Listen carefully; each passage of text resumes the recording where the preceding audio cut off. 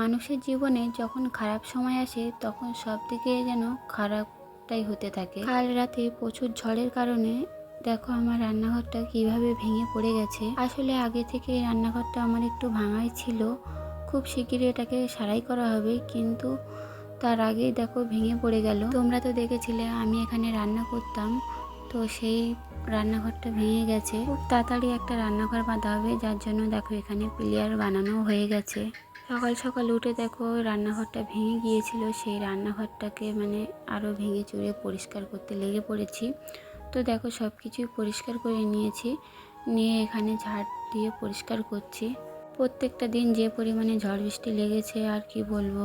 এইদিকে মাঠেও ধান কাটার কাজ চলছে, ওদিকে মাঠে যাবো না বাড়ি করব কিছুতেই বুঝে উঠতে পারছি না।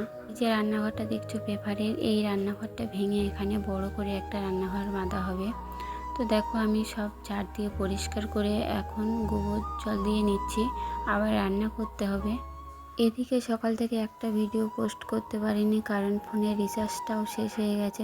যখন খারাপ হয় তখন সব দিক থেকেই খারাপটাই হতে থাকে, ওই জন্য সকাল থেকে একটাও ভিডিও দিতে পারিনি।